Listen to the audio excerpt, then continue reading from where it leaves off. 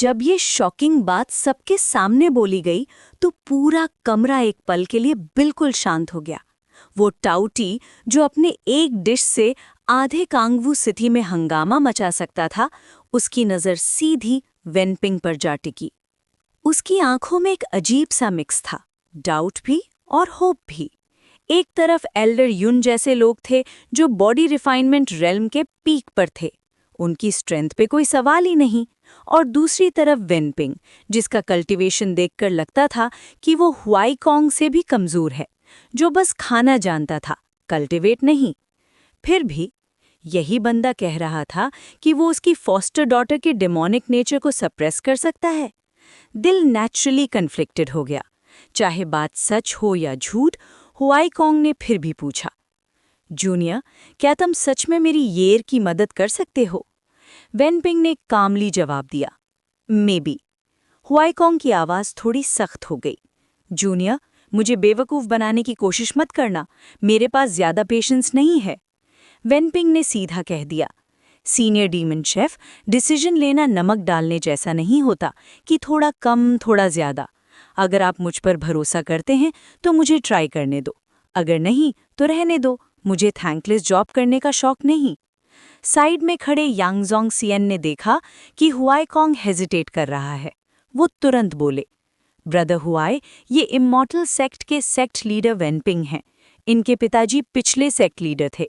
मेरा बेटा भी इनके सेक्ट में है। मैं इनकी बातों पर भरोसा करता हूँ। हुआईकोंग ने गहरी सांस ली और बोला, ठीक है, एक बार ट्राई कर लो। वो पीछे हटा और हाथ से इनवाइट किया, सेक्ट लीडर वेन, प्लीज। वेनपिंग का डिसीजन। वेनपिंग कुछ कहना चाहता था पर रुक गया।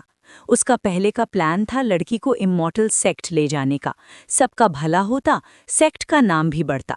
पर फिर उसने सोचा, फायदा क्या, उल्टा मुश्किल खड़ी हो सकती है। और सबसे बड़ी बात, वो कोई वर्जिन मैरी, बुद्धा या जीसस नहीं था जो सबकी फ्री में मदद करता फिरे। इसलिए उसने सीधा बोल दिया, मैं सिर्फ एक बार मदद करूंगा, उसके बाद जो भी हो उससे मेरा कोई लेना देना नहीं। ये कहकर वो बिना किसी का जवाब सुने बाहर चला गया। Dragons roar. बाहर बारिश जोरों से हो रही थी। वेनपिंग उसी बारिश में खड़ा था, पूरी तरह भीग चुका था। फिर अचानक उसके गले से एक भयानक आवाज निकली, जियाओ ड्रैगन रेज। ऐसा लगा जैसे आसपास का पूरा महल हिल गया हो। छत के किनारे कांप गए, पेड़ झूमने लगे और बारिश की बूंदें हवा में फटने लगीं, जैसे फायरवर्क्स हो रहे हों। ड्रैगन की आवाज़? टाउटी का चेहरा बिल्कुल फीका पड़ गया। उसके हाथ कांप रहे थे। ये डर उसकी रूह के अंदर से उठ रहा था। अगर उसने खुद अपनी आंखों से वेनपिंग को ये आवाज़ निकालते हुए नहीं देखा होता तो उसे लगता असली ड्रैगन पास ही छुपा है। हुआई ये की हालत। अंदर से यांगजोंग सियन चिल्लाया, हुआईकोंग। हुआईकोंग ने पलट कर देखा। हुआई ये बेहोश होकर यांगजोंग सियन की बाहों में थी, लेकिन अब वो शांत थी, जैसे उसका डिमोनिक नेचर डर के मारे चुप हो गया हो। ड्रैगन और सांप का फर्क तो सब जानते हैं, एक आसमान का राजा, दूसरा जमीन पर रेंगता हुआ। हायर डीमन रेस का प्रेशर ही काफ़ी होता है लो लेवल डीमंस को दबाने के लिए। हुआईकोंग ने अपनी बेटी को संभालते हुए कहा, ब्रदर यांग, इसे आग चाहिए। जब कमरे में अंगीठी जल उठी तब जाकर सबके दिल को थोड़ा सुकून मिला। वेनपिंग और सिस्टम मिशन। बाहर वेनपिंग बारिश में खड़ा मुस्कुराया, थोड़ा थका हुआ, थोड़ा मजबूर।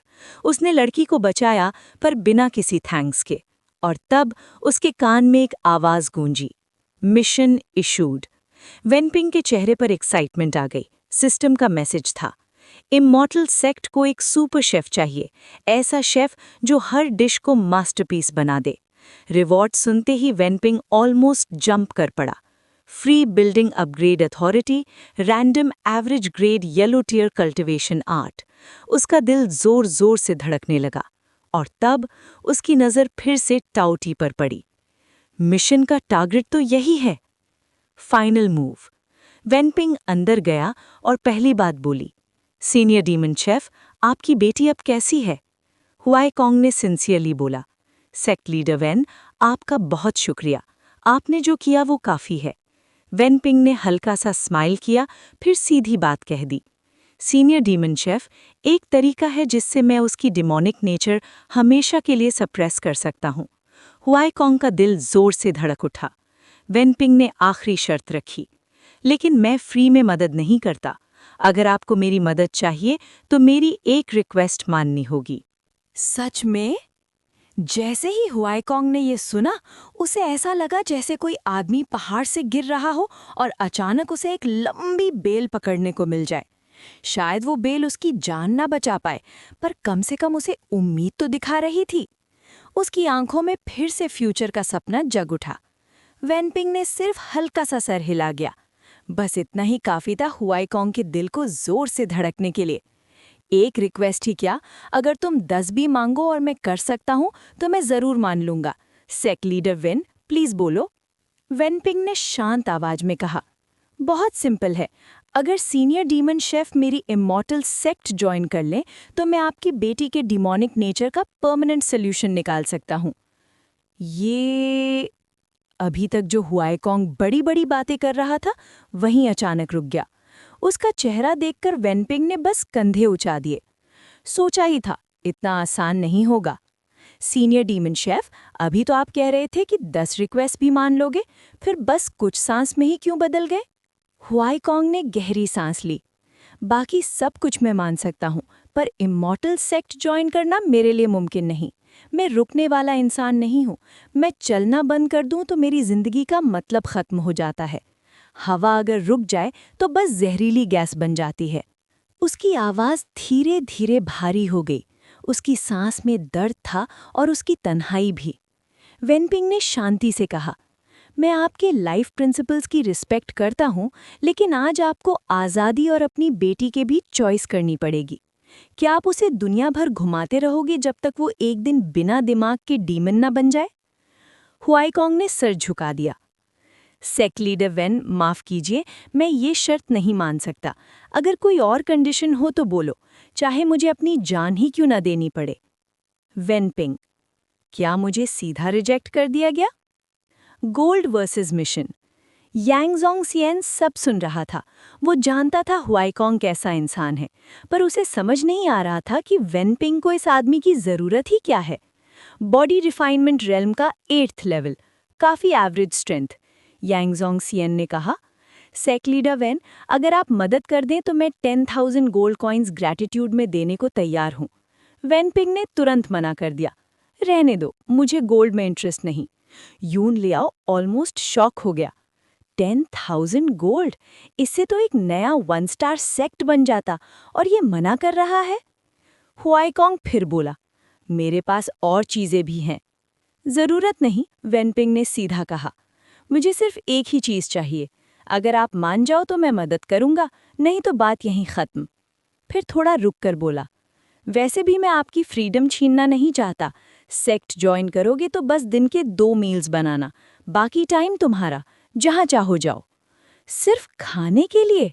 यून लियाओ ऑलमोस्ट गिरते गिरते बचा। ये रीजन सच में डेंजरस था, पर वेनपिंग सीरियस था। वो पैसा नहीं, टेस्ट के लिए जीता था। हुआईकोंग अचानक हंस पड़ा, तो हम दोनों एक ही डाव के लोग निकले। वेनपिंग ने भी मुस्कुराकर कहा, मैं भी एक वॉन्डरिंग फूडी हूँ। सोचो, सिर्फ 2 मील्स रोज के और मैं तुम्हारी बेटी का प्रॉब्लम हमेशा के लिए सॉल्व कर दूंगा। इस डील में फायदा तुम्हारा ही है। हुआईकोंग थोड़ी देर चुप रहा, फिर बोला, मैं कहीं ज्यादा दिन नहीं रुक सकता। ऐसा करो, मेरी बेटी को ही तुम्हारी इमॉर्टल सेक्ट ज्वाइन करने दो। मतलब? वेनपिंग ने पूछा। पिछले 6-7 सालों से वो मेरे साथ घूम रही है। कल्टीवेशन नहीं सीखी, पर कुकिंग में वो मेरी 70 to 80% लेवल तक पहुंच चुकी है। सच? बिल्कुल। अगर तुम बस खाने के लिए ही कर रहे हो तो मेरी बेटी का खाना तुम्हें पूरी तरह सेटिस्फाई करेगा। वेनपिंग ने तुरंत सर हिला दिया। डील। उसकी नज़र फिर सोती हुआई पर गई। वो बाहर से सोचता हुआ लग रहा था, पर अंदर से सिस्टम से पूछ रहा था, मिशन कंप्लीट होगा या नहीं? सिस्टम का जवाब आया, यस। वेनपिंग के चेहरे पर हल्की सी स्माइल आ गई। हुआई और वेनपिंग। शाम हो चुकी थी, बारिश अब धीमी पड़ गई थी। वेनपिंग खिड़की के पास खड़ा था, तब अचानक बेड से आवाज आई, फादर। हुआई उठ गई थी। वेनपिंग ने कहा, चिल्लाओ मत, तुम्हारे फादर कुछ काम निपटाने गए हैं। हुआइये ने उसे गौर से देखा। तुम कौन हो? मैं बस एक आदमी जो तुम्हारी मदद करने आया हूँ। मदद? किस बात की? तुम्हारी डिमोनिक नेचर को सप्रेस करने। तुम? वो उठकर वेनपिंग के पास आई और उसके सीने पर उंगली से टैप किया। शायद मजाक उड़ा रही थी या फिर सच में उसका टेस्ट ले रही थी। मैं इतनी जगह घूम चुकी हूँ, मेरे फादर ने मिस्टिक रेल्म के डीमन से भी पूछा, किसी के पास सोल्यूशन नहीं था, और तुम कह रहे हो तुम कर लोगे? वेनपिंग ने कंधे उचा दिए, फिर धीरे से बोला, लिटिल फैट स्नेक, क्या तुम ड्रैगन से डरती हो?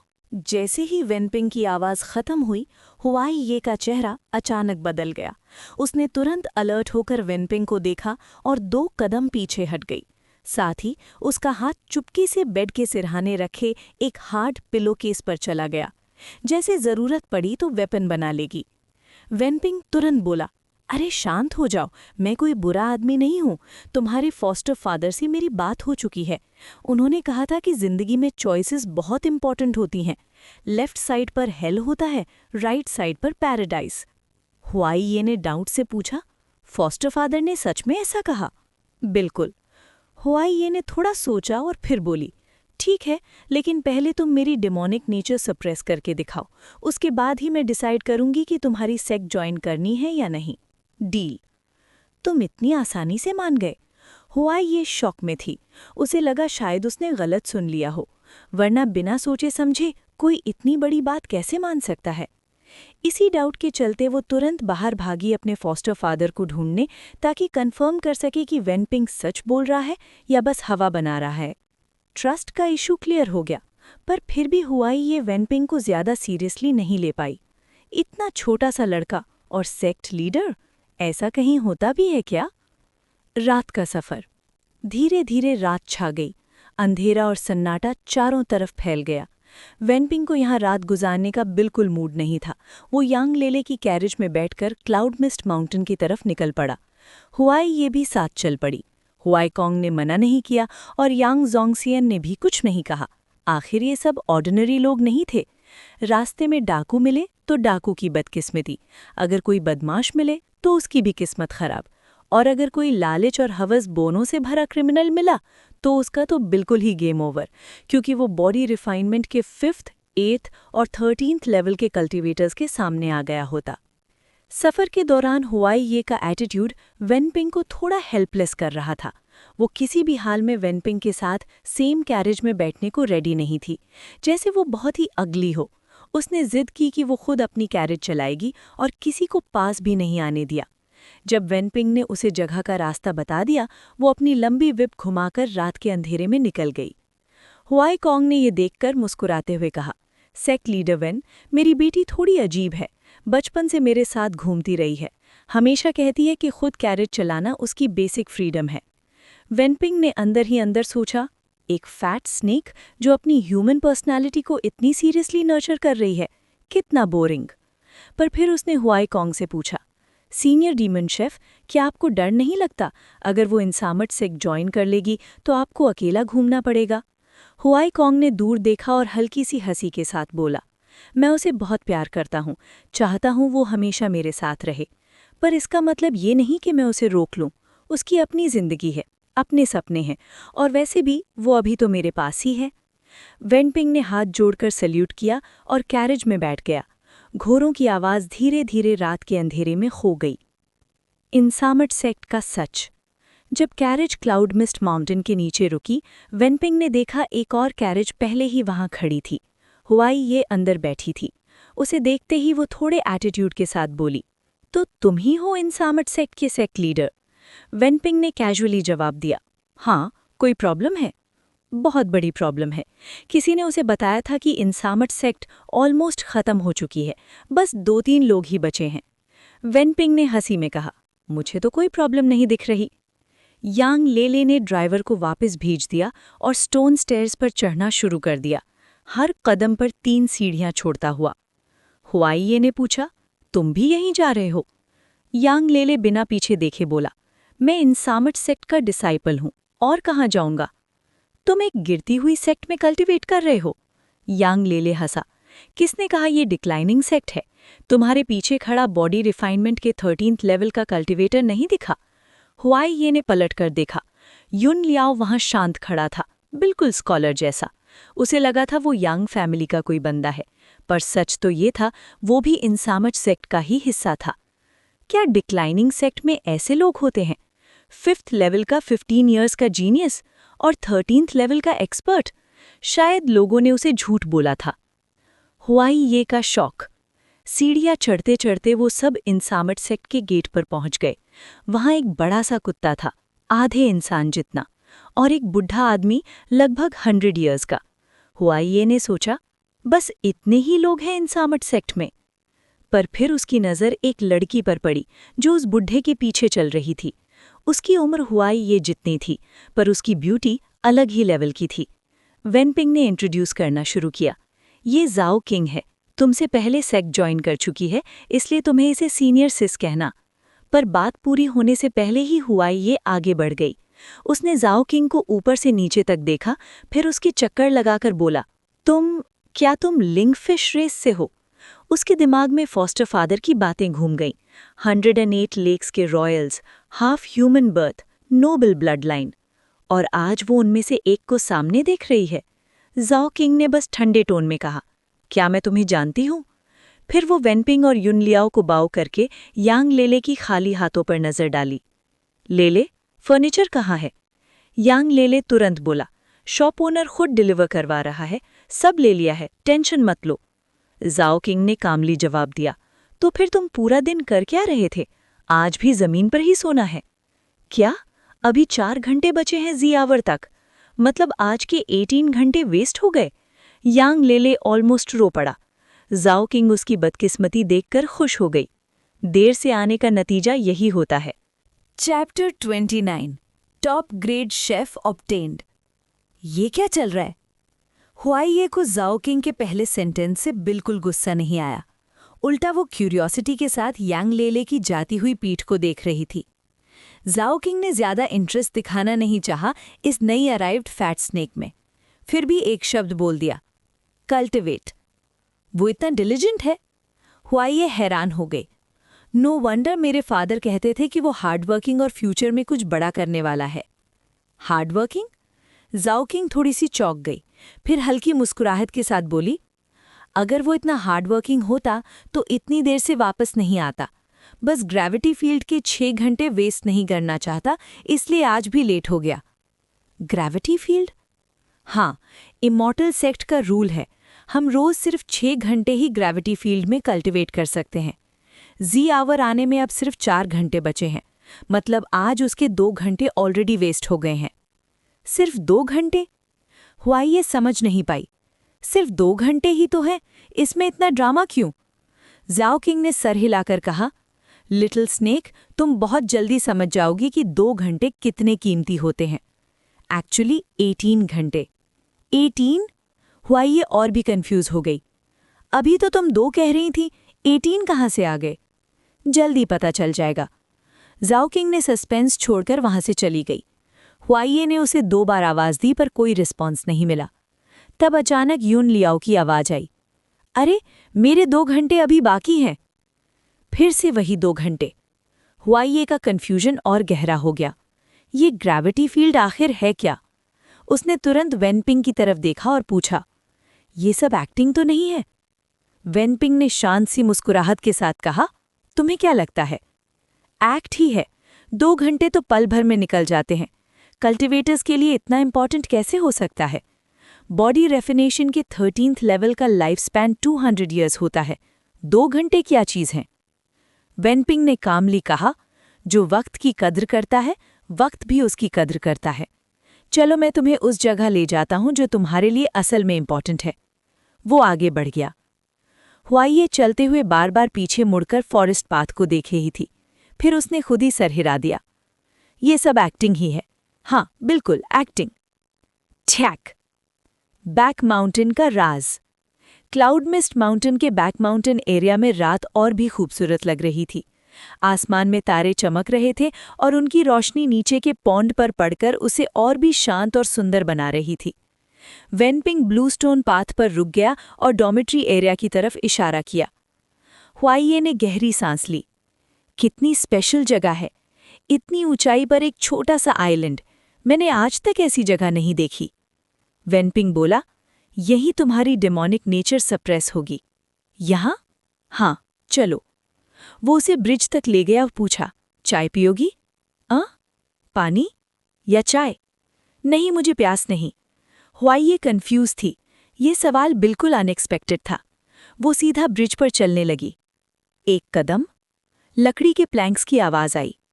दूसरा कदम, तीसरा कदम, चौथा।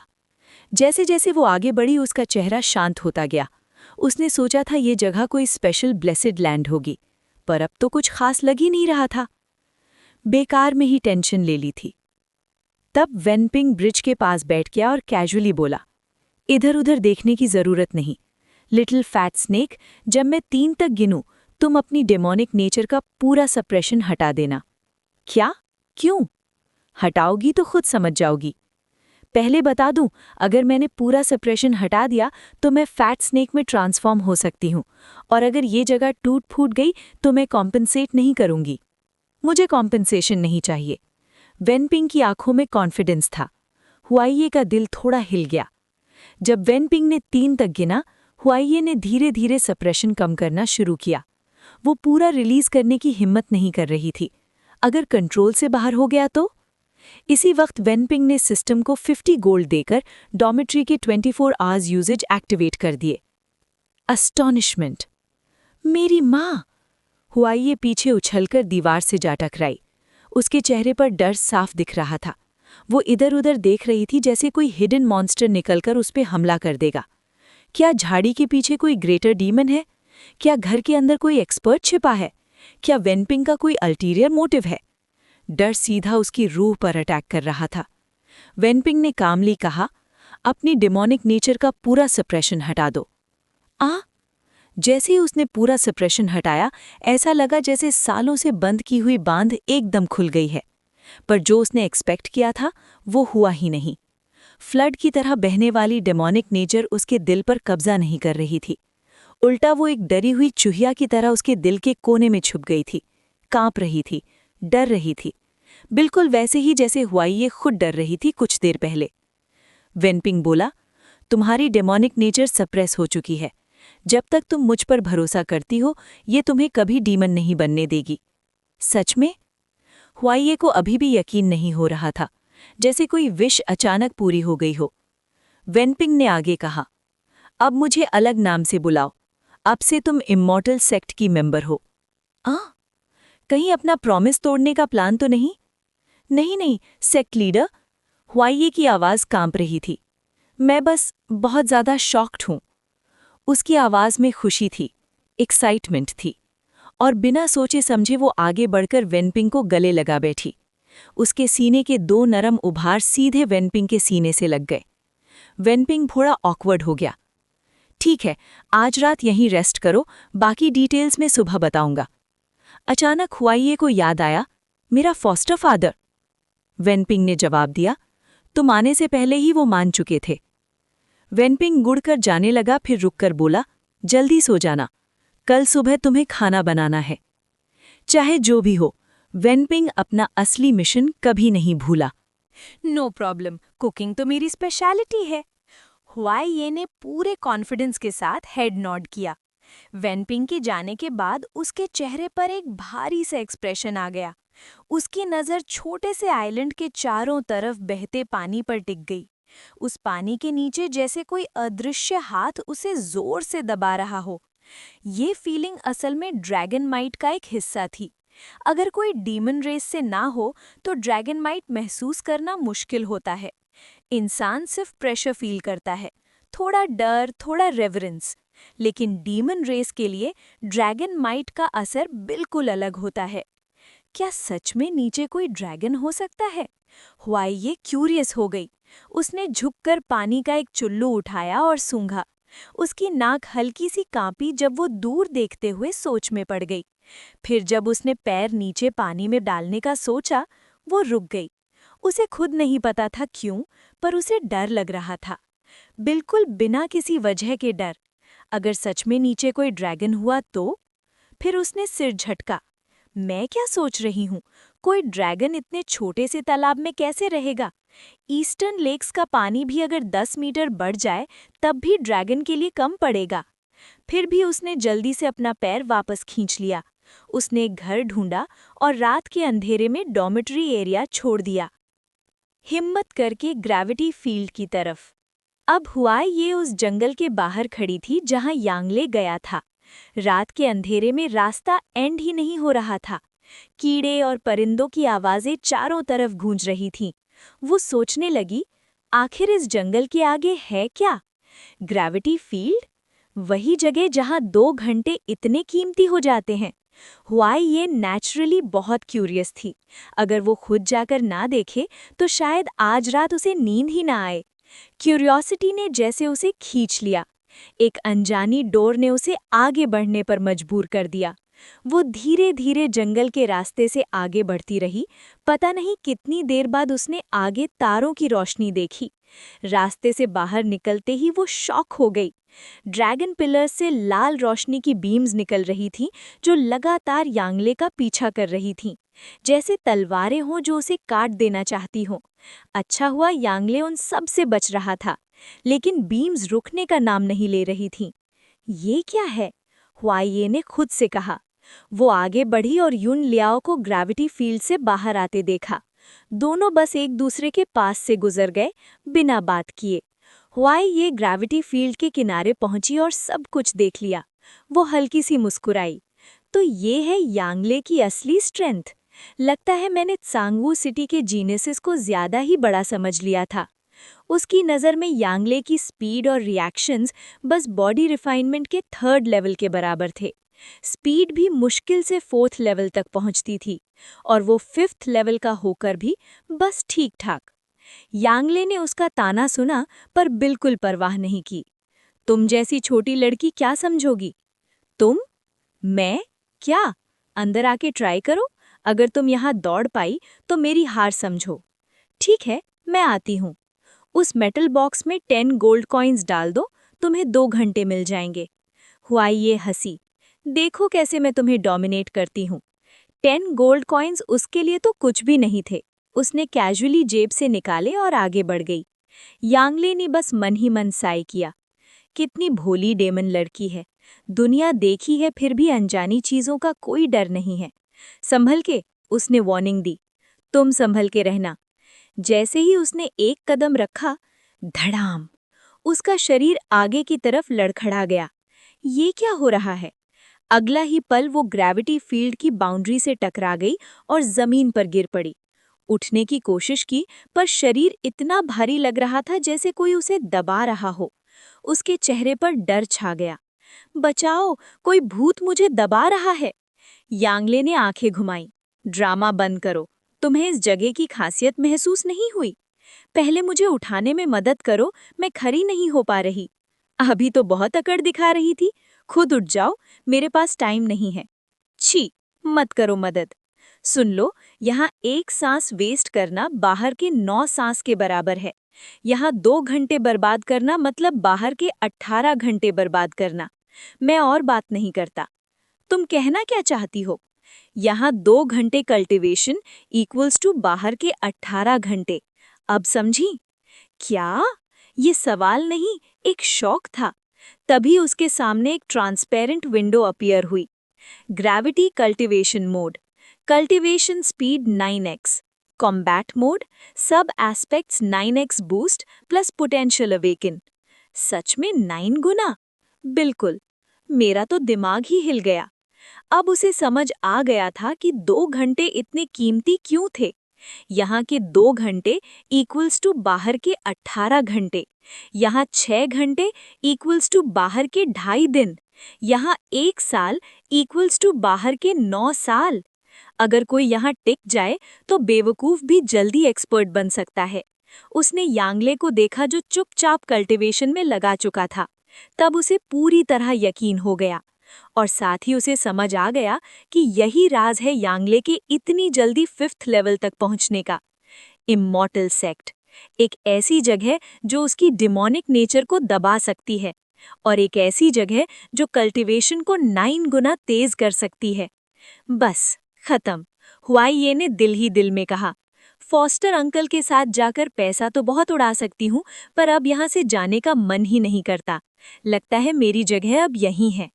Rain listening pavilion. Wenping table पर रखे एक लाल रंग के पत्थर को देख रहा था, जैसे वो पत्थर उसके दिल को छेड़ रहा हो। ये था उसका mission reward. Average grade yellow tier cultivation 8, long path 8। System के हिसाब से इसके 3 पार्ट्स थे। 1 बॉडी ट्रेनिंग, 2 की ट्रेनिंग, 3 स्पिरिट ट्रेनिंग। जहां भी हरियाली होती वहां से ये 8 नेचुरल एनर्जी खींच सकती थी, 100 मीटर रेडियस तक। अगर कोई इसे मेजर कंप्लीशन तक ले जाए तो वो मिस्टिक रेल्म के पीक तक पहुंच सकता था, जबकि वेंपिंग की पुरानी कल्टीवेशन 8 उसे सिर्फ बॉडी रिफाइनमेंट के 13th लेवल तक ही ले जा सकती थी। ये लॉन्ग पाथ 8 इसी लाल पत्थर के अंदर सील्ड थी। बस इसे तोड़ना था और सारी नॉलेज सीधे दिमाग में आ जाती। पर एक दिक्कत थी, नई कल्टीवेशन 8 सीखने के लिए पुरानी वाली को पहले खत्म करना पड़ता था। चैप्टर 31 कुत्ता सवार ईविल स्पिरिट नाइट। अगर वेनपिंग अपनी पुरानी कल्टीवेशन आर्ट को अबॉलिश करता तो अपना लेवल वापस बढ़ाने में उसे कम से कम 1 साल लग जाता। लेकिन सबसे बड़ी बात यह थी कि उसे इतनी गहरी चोट लगती कि उसकी फ्यूचर कल्टीवेशन तक अफेक्ट हो सकती थी। लकीली सिस्टम थोड़ा समझदार निकला। जो लाल रंग का पत्थर था उसे सिस्टम ने हेवनली इंग्रेडिएंट और अर्थली ट्रेजर के बराबर का स्पेशल आइटम माना। बस उसे चबा लो तो कल्टीवेशन आर्ट अबॉलिश करने से बॉडी को कोई नुकसान नहीं होता और थोड़े ही टाइम में पुराना कल्टीवेशन लेवल भी वापस आ जाता। हाँ, दर्द कम नहीं होता बल्कि और ज़्यादा बढ़ जाता। इसलिए वेनपिंग ने सोचा, पहले रीमॉडलिंग चांस यूज़ कर लेता हूँ, कहीं दर्द से बेहोश हो गया और बिल्डिंग अपग्रेड करना भूल गया तो। History handled. System command, rain listening pavilion को अपग्रेड करो। कंफर्म? हाँ। रेन लिसनिंग पवेलियन अपग्रेड होने में समय 3 घंटे। Random special ability unlocked. Enforcer evil spirit knight. Protector? Wenping ने पूछा। हाँ, सिस्टम ने जवाब दिया।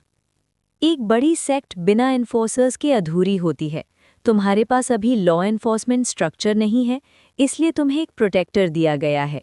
ये सेक्ट के रूल्स को मेंटेन करेगा और इन्वेडर्स को डराएगा।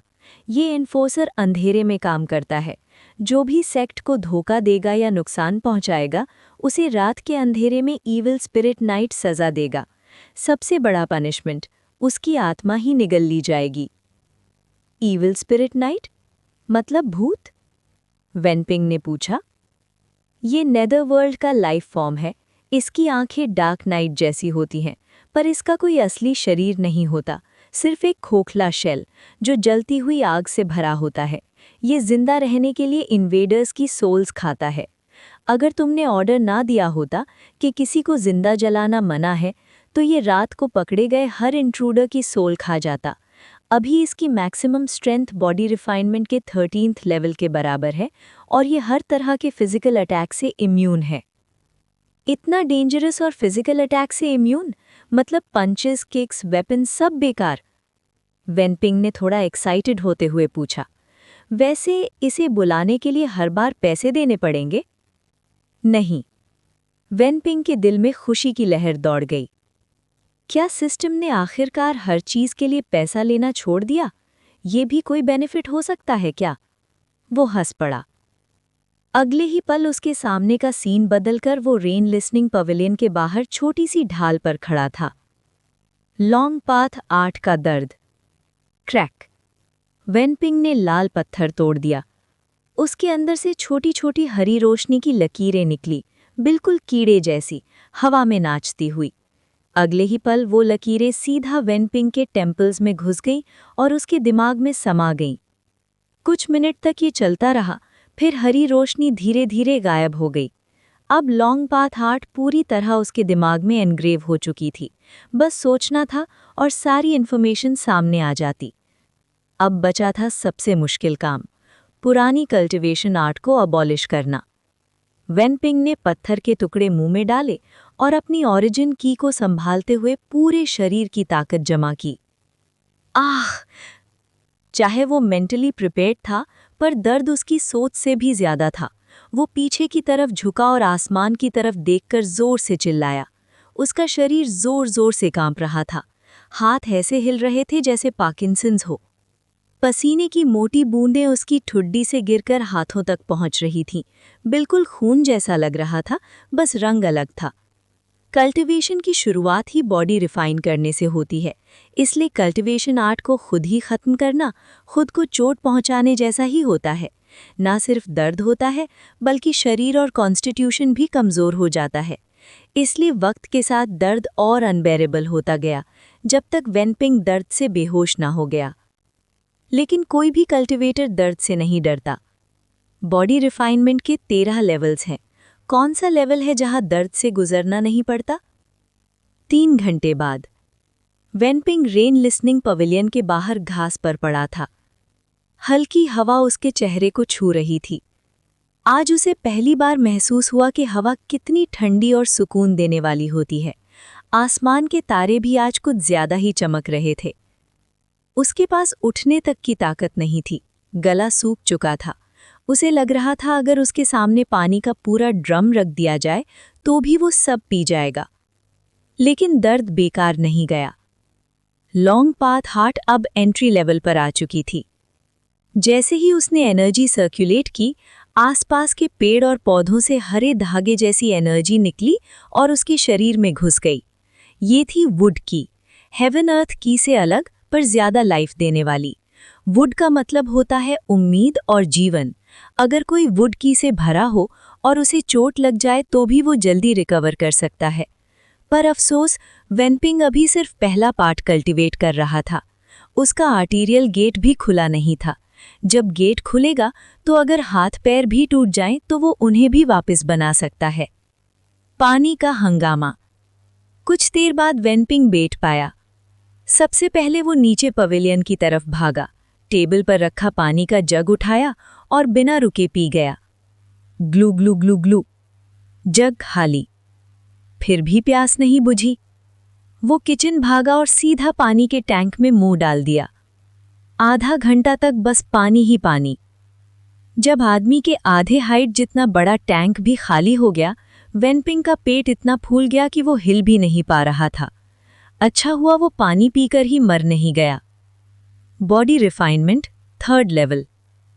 अपनी स्ट्रेंथ महसूस करके वो किचन के फ्लोर पर ही लेट गया, सफाई की भी परवाह नहीं की। तभी पहाड़ी कुत्ता हाहा भौंकने आया, पर वेनपिंग को देखकर शांत हो गया और उसके पास ही लेट गया। चूल्हे के पास एक इंसान और एक कुत्ता दोनों जोर-जोर से सोने लगे। ईविल स्पिरिट नाइट का जन्म। अचानक वेनपिंग सिस्टम की आवाज से जागा। रेन लिसनिंग पवेलियन का रीमॉडलिंग कंप्लीट हो चुका है। स्पिरिचुअल कॉन्ट्रैक्ट शुरू हो रहा है। वेनपिंग झटके से उठ बैठा। हाहा डर गया और इधर-उधर देखने लगा, पर कुछ नहीं दिखा। वो फिर से लेट गया। तभी बूम! अंधेरे से एक सफेद हड्डी का हाथ निकला। वो हवा में उभरा और हाहा की पीठ पर थपकी दी। Woof!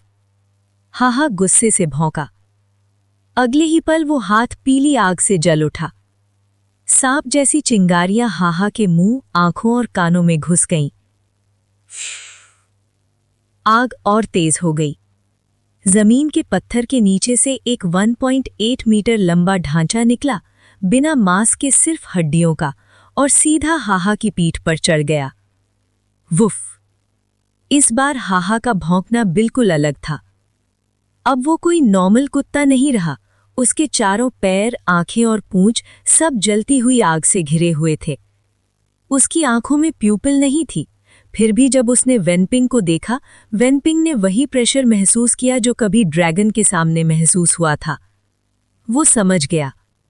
Protector evil spirit night को अपनी सवारी मिल चुकी थी, और वो सवारी थी एक पहाड़ी कुत्ता। नाइट उस पर बैठा था, फिर भी हाहा उतना ही इम्पोजिंग लग रहा था। और इस तरह एक कुत्ते पर सवार ईविल स्पिरिट नाइट का जन्म हुआ। cheering sound. डार्क नाइट का एनफोर्सर कितना कूल है। वेनपिंग ने दिल से तारीफ की। उसके बाद ईविल स्पिरिट नाइट तेज कदमों से आगे आया और वेनपिंग के सामने 90 डिग्री का झुककर सलाम किया। अगले ही पल नाइट और हाहा दोनों अंधेरे में गायब हो गए। हाहा के जो फुटप्रिंट जमीन पर बचे थे वो अभी भी सुनहरी आग से जल रहे थे। वो चमकते रहे और धीरे धीरे तब बुझे जब हाहा काफी दूर निकल चुका था। तब सिस्टम की आवाज गूंजी। अब इमॉर्टल सेक्ट के पास 30,000 स्क्वायर मीटर का एरिया है, जिसमें क्लाउड मिस्ट माउंटेन, चोराओ माउंटेन, फेजिया माउंटेन और मेडिसिन माउंटेन शामिल हैं। ईवल स्पिरिट नाइट रात के हर 15 मिनट में इन पहाड़ों का पेट्रोल करेगा। जैसे ही कोई इंट्रूडर मिलेगा वो तुरंत होस्ट को इन्फॉर्म करेगा और खुद भी उसे रोकने के लिए आगे बढ़ेगा। वेनपिंग ने हाँ में सर हिला दिया। अगर सिस्टम ने याद न दिलाया होता तो वो तो लगभग भूल ही गया था कि इमॉर्टल सेक्ट कितनी बड़ी जगह पर फैला हुआ था। पेरेंट्स के गायब होने के बाद उसका ध्यान सिर्फ क्लाउड मिस्ट माउंटेन तक ही सिमट गया था। बाकी जगहों को उसने अनजाने में ही भुला दिया था। इमॉर्टल सेक्ट का पुराना शान। चुराओ माउंटेन क्लाउड मिस्ट माउंटेन के ईस्ट में था। पहले यहीं इमॉर्टल सेक्ट का रिफाइनमेंट एरिया होता था। फेजिया माउंटेन, यहीं सेक्ट के वेपन स्मिथ रहते थे। पहाड़ में आयरन माइन थी और आसपास कई ब्लैक स्मिथ शॉप्स हुआ करती थी। यहीं से वेपन्स और आर्मर बनते थे, जो सिर्फ सेक्ट ही नहीं बल्कि बाहर भी बिकते थे। उस वक्त सिटी लॉर्ड के 70% सोल्जर्स इमॉर्टल सेक्ट के बनाए हुए स्पीयर और आयरन पपेट्स यूज करते थे। Medicine mountain cloud mist mountain के वेस्ट में था। ज्यादा ऊंचा नहीं, पर पूरा पहाड़ हर्ब फील्ड से भरा रहता था। अपने गोल्डन टाइम में यहाँ की हर्ब्स पूरे कांगवू सिटी को सप्लाई करती थी। पर अब चुराओ माउंटेन के बीस्ट्स मर चुके थे। फेजिया माउंटेन की माइन खाली हो चुकी थी। मेडिसिन माउंटेन से डिसाइपल्स को रिलायंस सेक्ट ले गया था।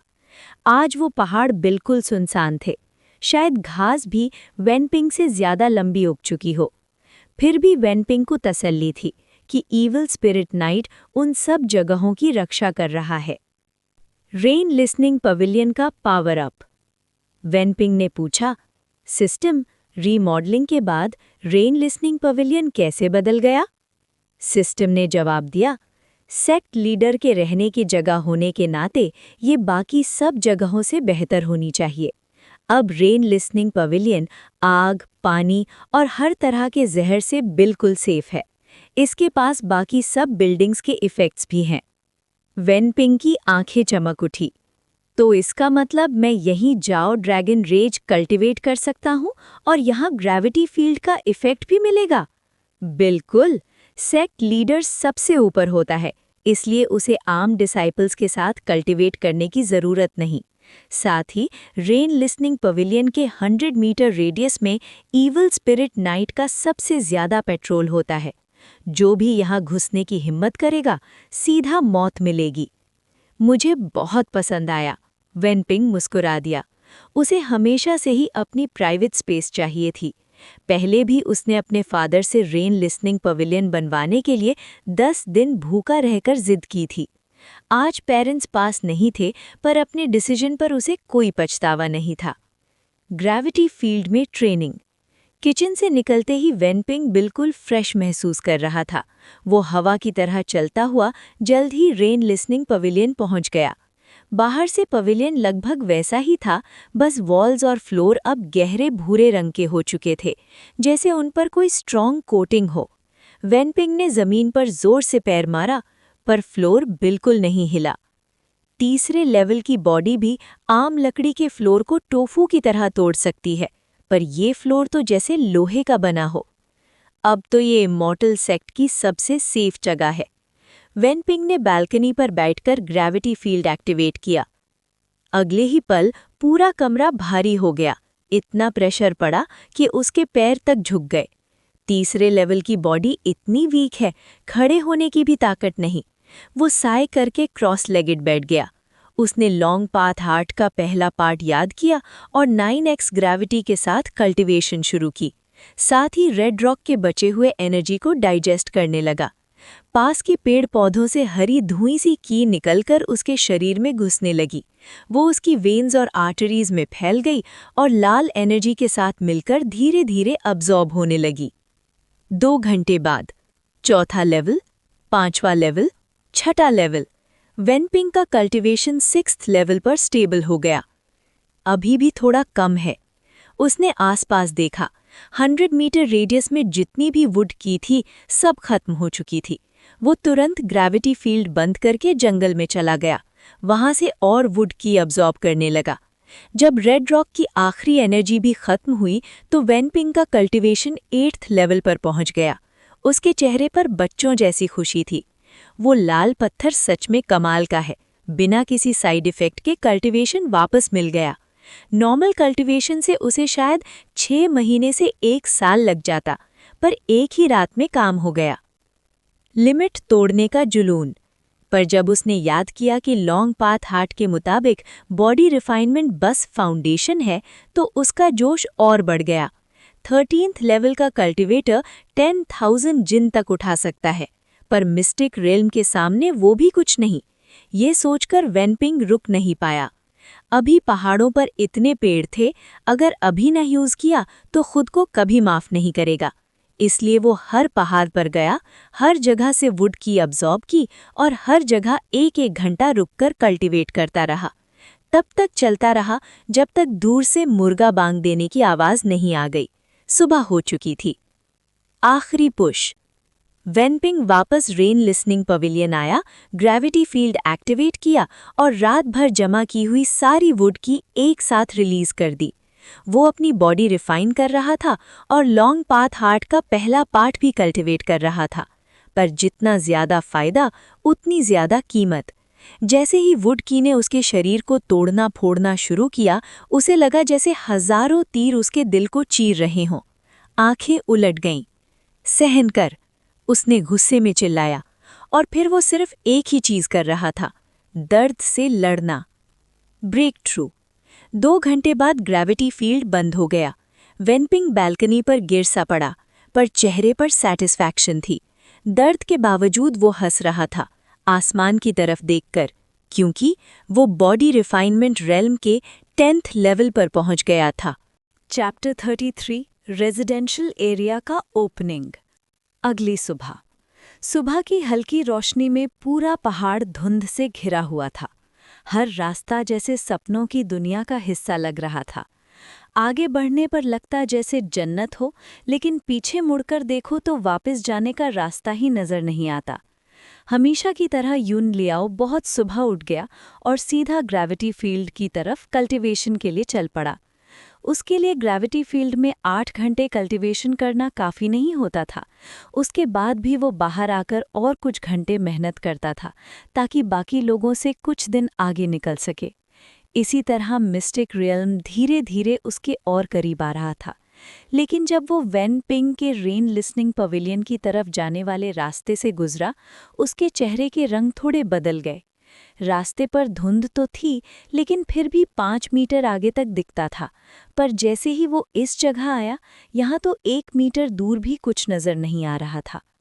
आम आदमी होता तो शायद ध्यान भी न देता, पर यून लियाओ के लिए हर छोटी सी अजीब बात भी एक बड़ी बात थी। अगर वो इतना सतर्क न होता तो शायद जिंग्युए सिटी से इमॉर्टल सेक्ट का सफ़र जिंदा ही न तय कर पाता। ये क्या हो रहा है? जब उसने रेन लिसनिंग पवेलियन की तरफ जाने वाले रास्ते पर एक कदम रखा तो पीछे मुड़कर देखा और उसका होश उड़ गया। पीछे का रास्ता गायब हो चुका था। अब वो एक सफ़ेद सी दुनिया में खड़ा था। पैरों के नीचे घास के अलावा कुछ भी नज़र नहीं आ रहा था। उसने अपनी तेज़ परसेप्शन का सहारा लेकर आगे बढ़ना शुरू किया, लेकिन जब थोड़ा संभल कर फिर से पीछे देखा तो समझ गया वो पूरी तरह भटक चुका है। बॉडी रिफाइनमेंट के 13th लेवल का एक्सपर्ट होने के बावजूद उसकी सारी परसेप्शन इस वक्त मजाक लग रही थी। वो आगे बढ़ता रहा, पर ना कोई इंसान दिख रहा था, ना कोई चीज़, ना ही रास्ते का एंड। तभी अचानक किसी ने उसके कंधे पर हाथ रख दिया। यून लियाओ ने तुरंत पलटकर तेज रफ्तार से पकड़ने की कोशिश की। उसे पूरा भरोसा था कि 10th लेवल का कल्टीवेटर भी इतनी जल्दी रिएक्ट नहीं कर पाता, लेकिन इस बार उसका हाथ ही किसी और ने पकड़ लिया। तुम क्या कर रहे हो? वेन पिंग की आवाज़ गूंजी और उसका चेहरा धीरे धीरे धुंध के बीच से सामने आने लगा। यून लियाओ ने गहरी सांस ली और हाथ वापस खींच लिया। सेक लीडर, सुबह सुबह कल्टीवेशन छोड़कर यहाँ आए हो, जरूर कोई काम होगा। वेन पिंग ने मुस्कुराते हुए पूछा। बस यही देख रहा था, यहाँ की धुंध कुछ ज्यादा ही गहरी है। अंदर आया तो लग रहा था जैसे निकल ही नहीं पाऊंगा। वेन पिंग ने उसकी तरफ देखा और मन ही मन सोचा, निकल नहीं पाते, सिर्फ भटक जाते नहीं, सीधा मर जाते। अगर मैं वक्त पर ना आता और ईविल स्पिरिट नाइट तुम्हें देख लेता तो बात ही खत्म थी। लेकिन ये सब उसने बोला नहीं, सिर्फ इतना कहा, एल्डर यून, आगे से बिना ज़रूरत यहाँ मत आना। अगर काम हो तो नीचे से आवाज़ लगा देना, मैं खुद आ जाऊंगा। समझा? यून लियाओ ने हाँ में सर हिलाया और वेन पिंग के पीछे पीछे चलते हुए धुंध से बाहर आ गया। वेन पिंग की पीठ देखते हुए उसने मन ही मन सोचा, इमॉर्टल सेक्ट जितना दिखता है उससे कहीं ज्यादा गहरा है। Gravity field, arterial art cultivation, ये सब तो पहले ही उसकी सोच से बाहर था।